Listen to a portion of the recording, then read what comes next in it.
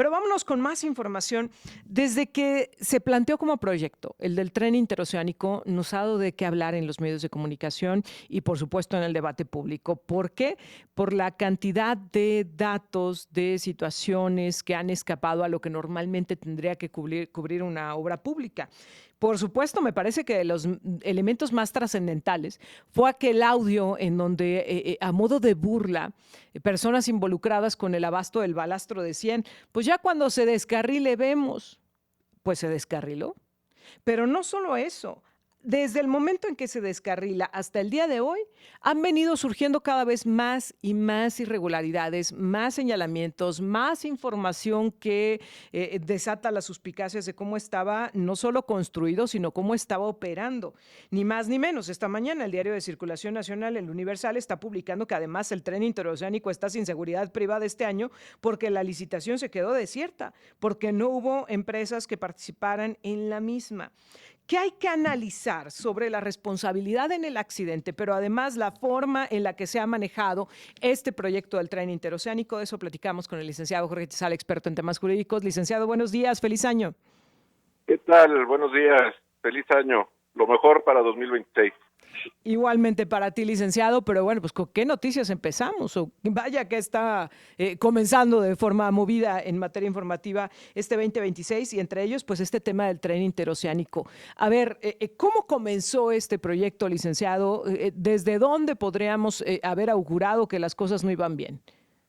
Bueno, desde que se pensó el proyecto. Este proyecto surge de uno de los tantos delirios del presidente anterior y como los delirios normalmente no son razonables, se tomaron una serie de decisiones para llevarlo adelante que incluyeron la condonación de trámites y la extensión de permisos para que la obra pudiera avanzar.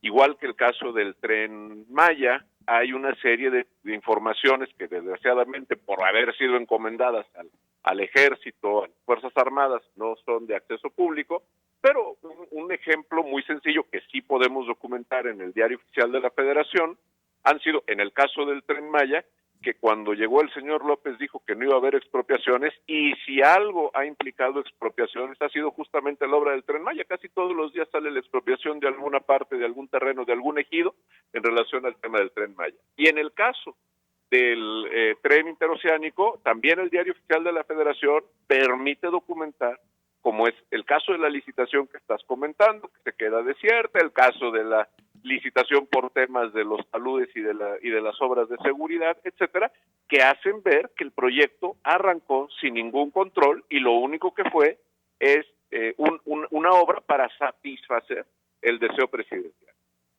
Ahora, me quiero detener justo en esto que mencionas. A ver, ¿es habitual, es lógico, es legal la condonación de trámites para la realización de obras de esta magnitud? Porque, a ver, yo estaba pensando sobre este tema, cuando uno realiza cualquier obra, cualquier remodelación, incluso dentro de su propiedad privada, la autoridad pues tiene que acreditar que hay condiciones de seguridad, que se tiene un permiso, que se están haciendo las cosas bien, que los trabajadores cuentan con prestaciones, los que están ahí en la construcción, si no te cae el seguro social. Es decir, en una obra pequeña. En una obra pública, ¿se pueden exentar trámites y licencias? Legalmente sí, pero no en los casos que se hizo. Lo que pasa es que recordemos que este proyecto y otros se hacen precediendo una serie de reformas legales aparentemente inconexas, aparentemente que no estaban vinculadas con nada en concreto, pero que justamente son las que van dando el andamiaje para justificar legalmente esto, o bien para ocultarlo, como es el caso de las normas que regían y rigen el tema de la seguridad nacional. Acuérdate que estas obras fueron calificadas como obras de seguridad nacional o como temáticas de seguridad nacional, y eso es uno de los casos en los cuales se permite la extensión. El problema está no en la extensión, digo, sí es un problema la extensión, pero no es el problema esencial, sino el hecho de la calificación previa en un marco legal reformado a modo para justamente poder llegar a ese extremo de la opacidad y de la exención. Ahora, se ha presentado este accidente, se ha presentado la desgracia. 14 personas que fallecieron, una cantidad de heridos, entre los graves y no graves, los que salieron de manera inmediata de la atención médica, de la atención hospitalaria. Escuchaba ayer algunas declaraciones de familiares de quienes iban allá a bordo y daban cuenta, bueno, pues de lo que habían sufrido, no solo en lo físico, sino también en lo psicológico. El padre de una menor que estaba allá a bordo decía, es que el asunto no es solo su recuperación física, sino las pesadillas, el miedo con el que vive, la afectación que se le ha dejado, pues ya de manera permanente. ¿Quiénes tienen que responder? ¿Qué tendría que pasar? Sobre todo, licenciado, este caso me parece emblemático, porque habían salido estos audios en donde había responsables dentro del suministro de los insumos que decían, si se descarrila, luego vemos, y se descarriló. Bajo esta premisa, ¿quiénes tendrían que responder? Tengo que hacer una pausa, pero es bien breve, licenciado. Regreso para platicar contigo de esto, si me lo permites. ¿Cómo no? Estamos conversando con Jorge Chezal, enseguida volvemos. Estamos de regreso y estamos platicando con el licenciado Jorge Chezal, experto en temas jurídicos, acerca justamente de la responsabilidad con respecto al tren interoceánico. Había advertencias, había señalamientos, había activistas que habían denunciado que algo no se estaba haciendo bien, había señalamientos de esta omisión de trámites, de esta dispensa de trámites por parte de quienes llevaban a cabo las obras del tren interoceánico, había opacidad, pero además, uno de los puntos más graves, había un audio de proveedores burlándose, diciendo que si el balastro era o no era el adecuado y pues si ya se descarrilaba, después veían, se descarriló, licenciado. ¿Qué tendría que pasar ahora? A ver, aquí vale la pena hacer mención de lo siguiente. Tenemos en la Presidencia de la República a una experta en detalle. Recordemos que Claudia Sheinbaum era alcaldesa de Tlalpan cuando se otorgaron las licencias del Colegio Rebsamen, que en 2017 colapsó y murieron muchos niños con aquel terremoto que hubo en aquel año. Y ella era quien había dado las autorizaciones y las licencias, pero nunca fue procesada, ella. Simplemente hubo señalamientos por parte de los abogados de las víctimas, porque ella nunca tomó acciones para asegurarse de que aquel colegio era un lugar seguro.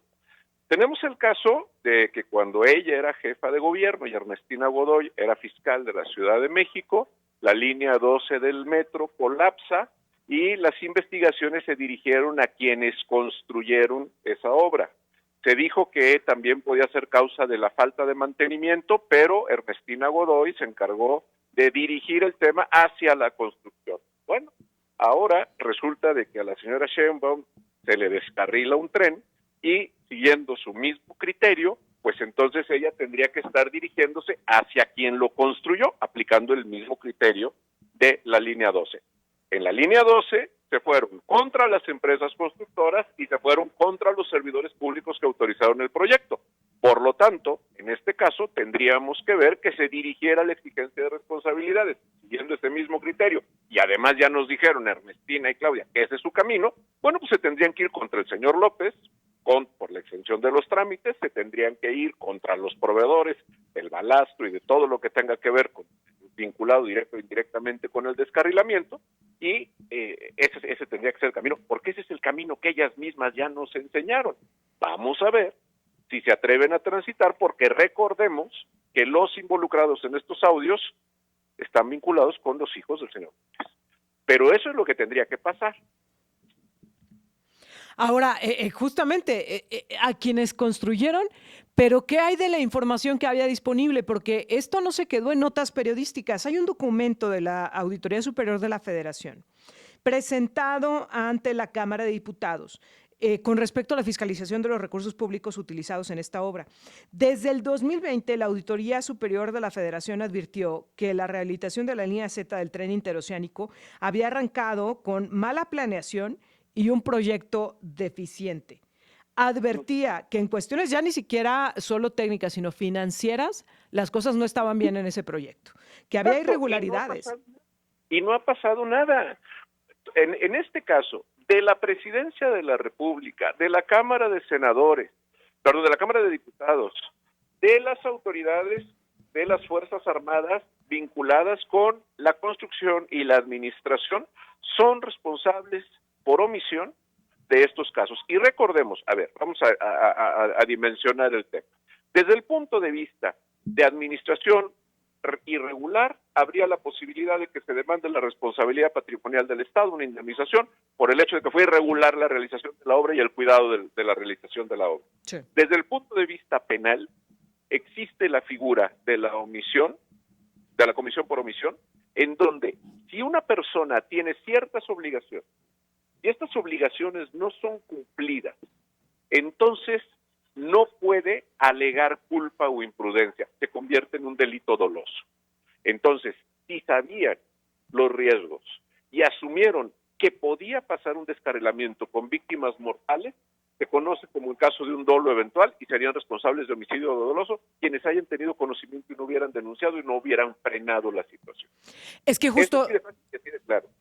Justo quiero ir a esta parte, licenciado, porque creo que el gobierno actual no puede decir que no sabía, porque estaban ahí las auditorías del 20 y del 21. En la del 21, incluso la Auditoría Superior de la Federación detecta que hay fallas en el proyecto de la obra, que la obra arrancó sin concluir los estudios de factibilidad técnica y que hay dificultades en algunos tramos derivados de estas omisiones. Es decir, tú hablabas de la responsabilidad del gobierno anterior, pero yo me quiero también concentrar en el actual. No puede decir que no tenía información porque ahí está de la Auditoría Superior de la Federación.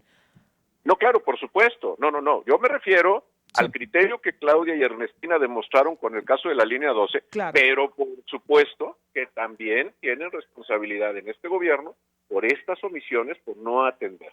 A ver, el tema es muy sencillo, ¿sí? Hago algo esperando que no pase lo peor.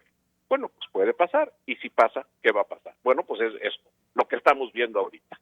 En otros países, en países donde existe democracia y observancia de la ley, con las pruebas que hay, los datos de prueba que hay en este momento, que son las auditorías, las publicaciones de las licitaciones en el Diario Oficial de la Federación, donde incluso se hace mención, se mencionaba, por ejemplo, el caso de la licitación donde se refieren los riesgos de los taludes, etcétera, ya nada más con eso sería suficiente para que hubiera una carpeta de investigación judicializada y que por lo pronto pudiera tenerse 2 o 3 imputados en este tipo de cuestiones y que se abriera una etapa de investigación complementaria. Ya por lo menos eso podría estar sucediendo con 2 o 3 personas. Los audios evidentemente podrían vincular a más gente, pero no está pasando absolutamente nada. Porque Ernestina Godoy pues simplemente se va a encargar de tratar de sepultar el asunto o posiblemente cuando encuentren a los culpables no van a ser ni siquiera los proveedores del balastro, sino a lo mejor los obreros que fueron y lo colocaron. Aún y cuando también haya testimonio, pues, en firme, escrito, en donde, como parte de la revisión de la obra, los supervisores denunciaban que no se estaba colocando el balastro necesario, que se colocó menos. Aún así, con esas observaciones, ¿crees que se pueda acreditar solo responsabilidad para pues, quienes operaron y no para los grandes niveles? Y déjame preguntarte, una cosa es lo que pues como tú ya lo decías, tenemos el antecedente, sabemos qué pasa en este país, etcétera, pero en el deber ser, en estos dos caminos, en el penal y en el de la reparación del daño a las personas que resultaron afectadas, ¿qué debería pasar? Mira, lo que debería de pasar es que deberíamos de tener ahorita a una serie de personas imputadas presentadas ante un juez, porque ya hay elementos para eso. Tendríamos que tener también exigencias de responsabilidades en los cauces legales administrativos, como es el caso del Tribunal Federal de Justicia Administrativa para sanciones por omisiones graves en el ejercicio de la función, porque y tendríamos que seguir investigando, porque además aquí a mí me parecería muy interesante que nos platicaran cómo está el tema de la póliza de seguros que debió de haber tenido quienes viajaban en el tren y que debería de estar encargándose la aseguradora del pago, independientemente de que pudieran tener derecho a otra reparación. ¿Qué sigue? Para evitar que esto vuelva a suceder, para garantizar una operación segura, no solo del tren interoceánico, sino del resto de la infraestructura en este país, ¿qué tendríamos que aprender de esta historia? Y como tú lo decías, a ver, en una democracia, ¿qué tendría que pasar para garantizar la no repetición? Primero que nada, quitar a Ernestina Godoy de la Fiscalía General de la República, colocar un fiscal independiente para la exigencia de responsabilidad. En segundo lugar, tendría que haber una transformación en la mentalidad del oficialismo para entender que por encima del seguimiento místico que puedan tener por el líder de su movimiento, existe algo que se llama ciudadanos, existe algo que se llama vida humana y que tendrían que estar poniéndolo por encima de lo que fuera. Y en tercer lugar, tener presente que el Colegio Rebsamen, la línea 12 y este caso nos llevan a recordar aquella frase que dice, dado que en todas ha estado presente la misma persona, que una vez es casualidad, dos es coincidencia y tres ya es un patrón de conducta. Uy. Y sabes que me parece penosísimo que de pronto piensen que con 30,000 pesos y una foto con la presidenta se acaba el daño, ¿no? Que ahí ya paró todo el asunto. Y escuchábamos a la presidenta incluso desgarrarse las vestiduras contra los medios de comunicación diciendo, ay, qué imágenes presentaron, qué bárbaros, qué insensibles. Pero bueno, pues lo que está haciendo el gobierno tampoco muestra mucha sensibilidad para con las víctimas. A ver, en este sentido creo que hay una mención importante que hacer. Hay un periódico que publica en su primera plana después del accidente caras de las víctimas. No las víctimas accidentadas, no el lugar de los hechos, el rostro de las víctimas. Y uno de los problemas que tenemos nosotros en México, y así lo escribí yo en una columna reciente de las que publico en prensa escrita, es que estamos acostumbrados a que el expediente no tiene cara. Son nombres en un montón de hojas de papel o en expedientes electrónicos. Y lo que hizo ese periódico fue ponerle cara. Y lo que molestó a la presidenta es que hay cara atrás de cada uno de los nombres que se presentan como víctimas. El día que entendamos que las víctimas de una situación como esta, de las malas acciones del gobierno, de las omisiones del gobierno o de los particulares, tienen nombre y apellido, pero además de nombre y apellido, tienen cara, tienen familia, tienen amigos, tienen un entorno en el que se desarrollan, ese día las cosas van a cambiar. Mientras siga molestándose el oficialismo porque se publica el rostro de quienes ya no están por sus omisiones, quiere decir que los ciudadanos siguen siendo nada más palabras escritas. Uy, licenciado, qué atinado comentario te has aventado en esta mañana, como siempre. Creo que no hay más que agregar con lo que has dicho. Es cierto, y muy lamentable lo que está sucediendo porque esta indolencia de decir, ya se atendieron. No se han atendido, perdón, la desgracia no ha acabado. Y lo peor de todo, las acciones para evitar que de pronto estemos enlutados como país y llorando a más víctimas por otro accidente, pues tampoco se han implementado. Hasta que eso no esté atendido, pues no, la historia no ha terminado, no se ha acabado y va a seguir siendo tema. Te agradezco como siempre, licenciado. Y nada más una última mención, sí. Erika. No tengo presente que se hubiera declarado un día de luto nacional en este caso, no. Que hubiera sido lo pertinente por las víctimas del accidente del tren. Y vemos cómo en Cuba declararon 3 días de luto nacional por los guardias de Nicolás Maduro que murieron en el ataque. Entonces, aquí tanto le importó a la presidencia que yo por lo menos no tengo noticia de que se haya declarado ese día de luto nacional. No, absolutamente no. Licenciado, muchas gracias. Al contrario, gracias. Bueno, pues el análisis que nos comparte el licenciado Jorge Chezal, como siempre, muy pertinente y muy atinado a lo que está sucediendo con este tema del tren interoceánico y la mayor preocupación, y yo creo que este es uno de los temas que más duele. A ver, podemos entender que los accidentes pasen, pero la labor es tratar de evitarlos al máximo. Cuando tenemos el antecedente de una burla de decir, pues, cuando sabían del riesgo, había una alerta encendida. Ese audio trascendió a todos los niveles, indignó al movimiento de la 4T que se haya ventilado, etcétera. Era una advertencia que se pudo haber tomado y que no se hizo. La desgracia llegó. ¿Y ahora qué vamos a hacer? ¿Esperar a que otra vez se repita, a que otra vez tengamos luto, a que otra vez haya muertos? ¿O realmente va a cambiar la forma de realizar la obra pública en este país? Y no solo me refiero para el gobierno federal. Los gobiernos locales a inicio de este 2026 están anunciando obras. Es el caso de San Luis Potosí, gobierno del estado, municipios están anunciando obras. ¿Con qué calidad? ¿Con qué criterios? ¿Con qué seguridad? Porque por supuesto que necesitamos obra pública. Hay mucho que se tiene que trabajar. Pero ¿con qué criterios de seguridad? ¿Con qué garantías para la población? ¿Cómo se va a estar, calculando hasta el último milímetro para evitar que vaya a existir un accidente?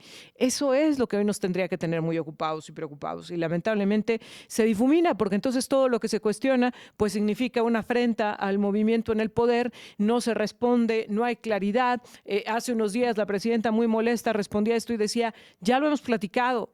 Sí, pero el tema está ahí, porque los muertos no desaparecen, los heridos ahí están. ¿Qué más se va a hacer para evitar que esto sea una historia constante en nuestro país?